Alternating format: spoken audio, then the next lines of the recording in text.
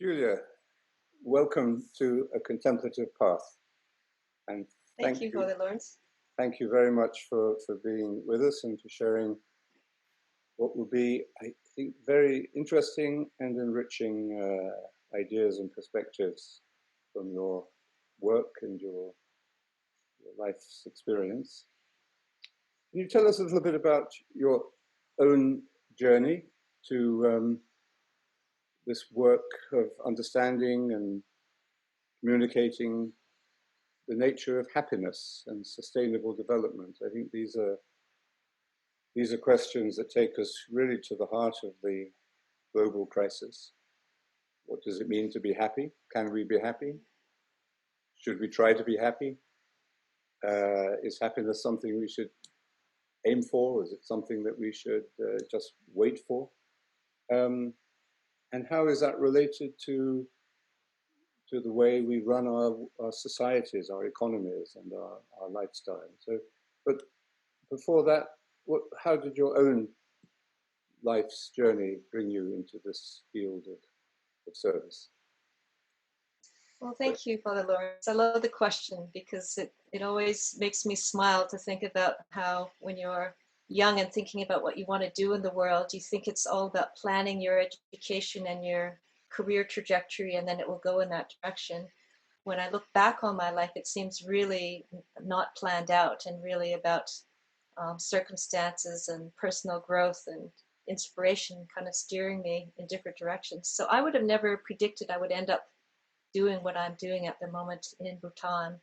I started out, I was born in Canada, and I started out really being as a medical doctor training in Canada, and had a few experiences early on in my medical career that a little bit woke me up to the fact that my kind of middle class, ordinary upbringing was not how the whole world was, that there were different things that affected people's health and well-being. And early on, I had the chance to go to Ghana, to West Africa, and to see a completely different way of life being lived. And then to do a medical residency in Springfield, Massachusetts, in a time when the HIV epidemic was really starting to take off, and when it was becoming really apparent that not everybody was equally susceptible to HIV. There was a lot happening in terms of addiction, crime, poverty, and I was really struck by the fact that in the wealthiest country in the world, I was seeing conditions that reminded me of Africa. I thought, how can this be happening at this time?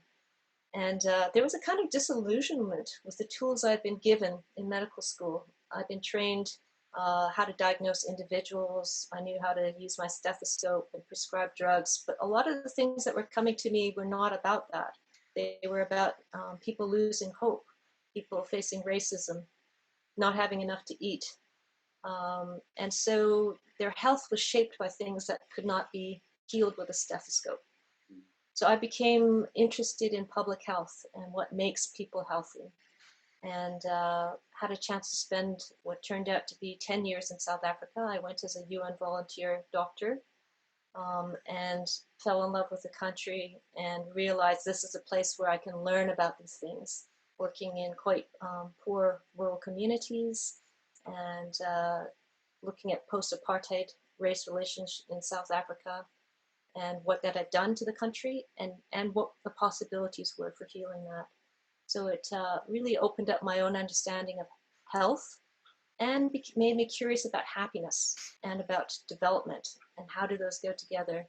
So while on the one hand I was in very materially poor communities, I was often welcomed with such generosity and joy that it made me really think about what is it about development that we presume happiness and generosity and community is something that grows as countries get more developed.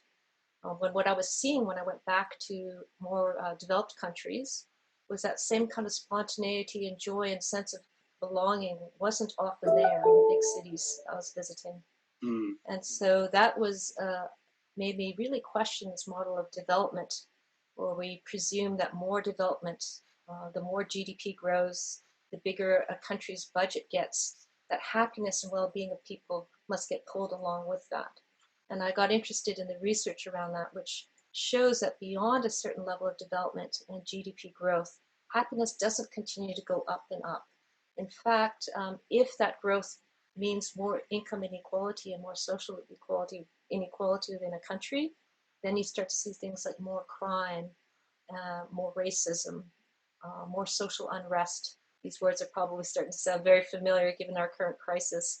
And then well-being and happiness does not increase. In fact, it starts to plateau or even to go down.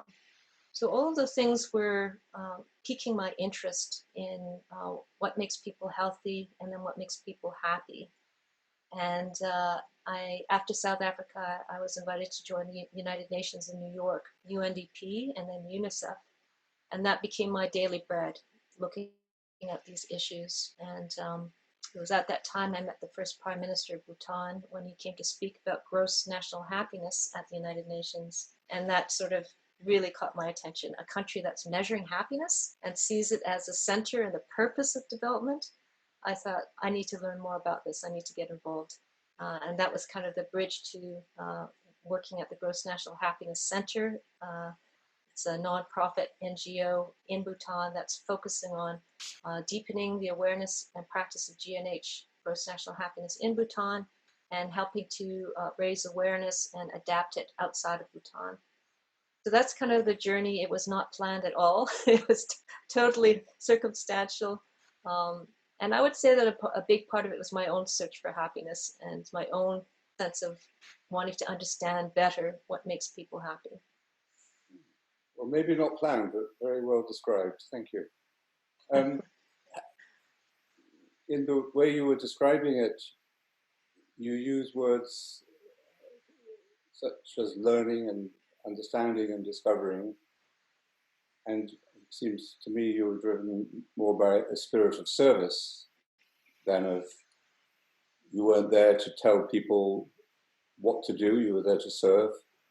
And you were learning from them and from the situations you were in. I mean, that seems to be part of the way you approach the situations of your life.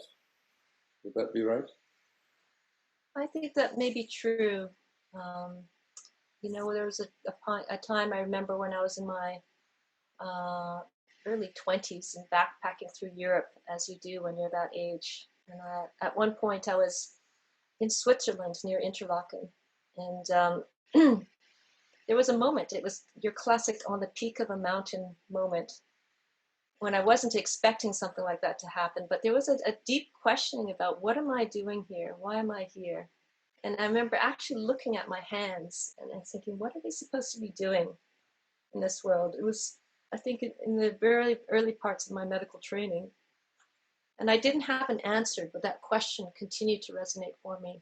It was a sense of service, but it was a question of service, really then a compelling feeling of needing to serve. It was a feeling like, I'm here to do something. I've been very fortunate in the education I've received and the experiences I've had. So what is it that I'm meant to be doing with that?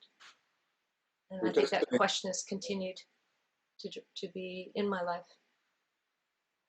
Your destiny seems to take you to high mountains, to the Rockies of Canada, the Alps of Switzerland, and the Himalayas of Bhutan. And hopefully to Bonvo at some point when we're allowed to travel once again. Valley. Bonvo is a small valley, but... oh, well, forget that then. the mountain peaks, all interior here, but very beautiful nonetheless. Well, thank you. That gives us a very rich context, I think, for what you're learning and how you're serving and how you're sharing and making a difference in what you're doing through your work. I suppose that maybe this next question is related to what you were saying, but in these different experiences, just asking questions about your own meaning, finding yourself challenged by the unjust social structures around you, realizing that we are part of those, even if we don't choose to be, and your concern for those who are suffering. In all of those different places and in different social contexts, you have many interests. But what would you say at this moment in your life is the unifying principle? What gives a single focus? That, when you ask that question, Father Lawrence, I think the word that comes to mind for me is integration. That there's a sense that I'm really moving towards wholeness, and that the path towards that is about healing. And it's as much about myself as about the work that I'm doing. So there was a time in my life when I felt like the different parts just didn't seem to fit together. On the one hand, I was in a very science-driven education towards medicine, but I was very called to the arts. I'm a musician, I love literature, I love poetry, and it felt unfair to me that I had to choose at a certain point. In the same way, I'm very much a person who likes solitude and nature, and yet my work puts me out into the world. And I think as I've moved through the different spaces, I've realized that you often don't have to choose if you can find a way to integrate different elements of who you are and what you can offer into the world. And I feel like, although I started out obviously with some kind of a calling towards healing, it morphed, it metamorphosized as I moved through it. So it was initially about healing an individual patient. It began, start to shape into integration and healing of communities. And now as I'm doing more and more work on the economy and society, it's really about healing the way we see ourselves and relate to each other in the world. So for me, that unifying feeling of integrating, healing, and moving towards wholeness is probably something that I've been very conscious of, and also very much trying to do in my own life. More and more, I feel like the more authentic and integrated I am, the more I can bring into the world. And the less I have to prepare, the more I can be kind of spontaneous instead of having to do so much work preparing. If you are yourself, then you just have to show up. You don't have to prepare yourself. You don't have to put on your face before you go out into the world. And then you can really be what the situation needs. And that brings a lot of joy. And it's less a feeling of burnout or having to prepare or worrying about what other people will think. So I find that inner work, and I think meditation has played a big part of that, is moving towards that sense of wholeness in myself, and then trying to see how that plays into the work I'm doing on a bigger scale. Did you have a spiritual or a religious tradition behind you from the beginning, or a sense of a spiritual dimension to life from the beginning? I think I've always thought of myself as a bit of a late bloomer. So I think although I was exposed to different religions as a child, mostly Christianity, Catholicism, I didn't quite identify with religion very much early on. But then when I started to read and started to travel, I think there's something about traveling and having a lot of time to yourself on mountain peaks and on trains and walking, that if you have any kind of inclination towards an inner life, it wakes it up, simply because you don't have so many distractions and you spend a lot of time with your own mind and your own heart. So a lot of the times that I spent traveling and being on my own started to wake that up. And then I started to read more and more books and more traditions.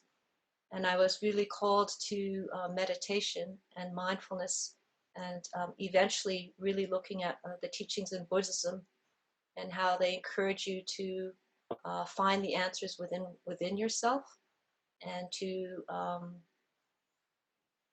really look for wisdom within yourself, as reflected around the world, from the world, as reflected from teachers and teachings, but ultimately arising from yourself.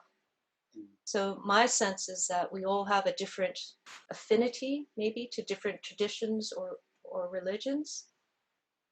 But when you find one that inspires you to turn back into yourself and to look for that wisdom in yourself, then the authentic path begins. I think as soon as one undertakes a spiritual practice like meditation in a serious way, we become aware of the need for discipline. You start to become disciplined even without knowing it, even if you weren't very disciplined before. And it always seems to me we need a certain level of discipline in order to be spontaneous in the way you were describing spontaneity as a symptom of wholeness or integration. And I think there is such a deep hunger and search, especially in the deeply unhappy world of affluence, now under attack by its own internal forces of contradiction, perhaps. How would you offer or share any advice to people who are feeling very fragmented, very alienated, very lost, disconnected sometimes, but who are really hungry for wholeness? What would you advise them? No, I think many of us are now in a situation which we didn't expect ourselves to be in, and maybe didn't want ourselves to be in, with lockdown and the disruption of the trajectory of our lives. And I think for me, a big part of it has been letting go of expectations and starting to get comfortable with the fact that I'm not in as much control of my life as I thought I was. It can be a kind of a humble moment as well. But having done that, there can be a sense of relief, because it's not about you. You didn't fail in some way. It's not like if you did more of A, B, and C, then your life would get back on track. So there's a kind of letting go of your personal responsibility for the awkwardness and the not feeling like things are right of this moment. And a letting go of that sense of burden that you have to suddenly get things back to where they were before. I think there's a lot of anxiety about that things are supposed to be this way, and therefore I need to push against this or get back to plan A. And that gives a lot of sense of anxiety and not rightness of things. And then when that happens and you can let go of that, then there can be a little bit of a glimpse of maybe curiosity. You know, if it's not supposed to be going this way, then where is it going? And do I need to push it along, or maybe I need to be a bit more receptive? Maybe I need to be listening more. And because now many of us have a bit more time to reflect, there's a chance to see maybe what are some of the unexpected surprisings or blessings that are coming out of this time. For many of us, it's been a slowing down of our hectic lives, maybe a bit more connecting with a few people rather than going out and socializing on a superficial level. Maybe a sense of re-examining what's important in life. Suddenly you're prioritizing the things that used to drive you or that seem so important, maybe are not so important. Maybe we're having to do with less, or having to think about what's really our priorities in terms of travel and family and looking after each other and being well. And that reprioritization may make space for new things going forward that may make us more happy. So I think there's a process of letting go of trying to make things work and be the way they were before, and a curiosity about what may be the emerging lessons or new trajectory that might be opening up. You've explored and been fascinated by the nature of happiness, and you found a small little kingdom in Bhutan that, for some reason, which you can maybe tell us briefly, the history of, developed a conviction that happiness should be a goal of the political and social organization, life of the society. And it seems to me as if you are bringing what you have learned, explored, and studied there to a very unhappy world here, well, pretty much in the rest of the world, but particularly in the Western world. So, can you tell us what you think happiness means, first of all, and then is it right, as the founders of the American Constitution said, that we should be pursuing happiness? So what is the nature of happiness, and can we pursue it? That's the question. That's such a rich question, Lawrence. I mean, the first question I always get asked is, happiness. How do you define that? And how can a country pursue happiness? And I think it's helpful to think about happiness and gross national happiness in terms of what we're not talking about and what we're talking about. So most of us, when we think about happiness in a colloquial sense, it's feeling in an up mood, being happy because somebody complimented you on your hair or someone bought you a great cappuccino. And we all know, being human, that kind of happiness doesn't last very long. It's fleeting, it goes up and down like the weather. And clearly that's not a good way for a country to govern itself, because it would be up and down all the time. So that might be called hedonia, what psychological researchers would call hedonia. But I like to refer to a definition that was expressed by the first Prime Minister of Bhutan, Jigme Tinlay, and who really brought GNH to the United Nations in 2012. And he says that true abiding happiness, so lasting happiness, true lasting abiding happiness, cannot exist while others suffer, but comes from serving others, living in harmony with nature, and coming to know the true and brilliant nature of our own minds. And I think that's a wonderful definition of happiness. And one of the first things you notice is that it's relational. So I think in the West, we tend to be very individual focused. And so it's my happiness versus your happiness and their happiness. And it's in my control how happy I am or how unhappy I am, which of course produces its own sense of anxiety and comparison. Am I happy enough? How am I doing compared to the other person? But what this definition says is it's relational, and it's deeply relational in connection to others. So we can't actually be deeply happy if those around us are suffering. That's profound. It's our relationship to nature, and it's also our relationship to ourself, our inner lives, coming to know our own wisdom. So when those three aspects are connected, coming back to that idea of integration and wholeness, then we can talk about abiding happiness. And in Bhutan, there's that inner dimension and an outer dimension. So we all know that the environment in which you're living in is important. It's not like it's irrelevant. Definitely what we're seeing in places around the world now is that lack of access to healthcare, living in communities with high degrees of racism, the sense of whether you feel secure. All of these things are important for our sense of well-being and happiness. So the outer circumstances are important. And therefore, Bhutan measures these outer circumstances through a national survey, the GNH survey, which looks at 9 areas which they think create a supporting environment for happiness, and things that government can and should intervene on. Things like health, education, living standards, community vitality, cultural diversity, Time use, interesting things like time use, what we would often think of as work-life balance, but is actually much richer than that.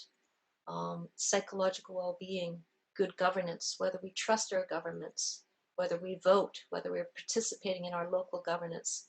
All these things are outer conditions and inner conditions that are really vital for a society or a community to be well. And at the same time, as you know, they come from quite a long wisdom tradition. Um, and Buddhism is largely um, permeates the culture of Bhutan. And so the idea that cultivating our own capacity to be happy, to work on our own happiness skills, meditation, compassion, these are things that also we can bring to the table. So the outer and the inner, because we all know people who have all the outer circumstances to be happy, you know, great job, living in a beautiful apartment, lots of money, but are miserable inside. We also know people who have the opposite, who have very little in terms of material and yet are beaming like light bulbs every time you see them. So clearly, both of those and balancing both the outer and inner conditions for happiness are important. And that's really what Gross National Happiness is trying to encourage and inspire in Bhutan.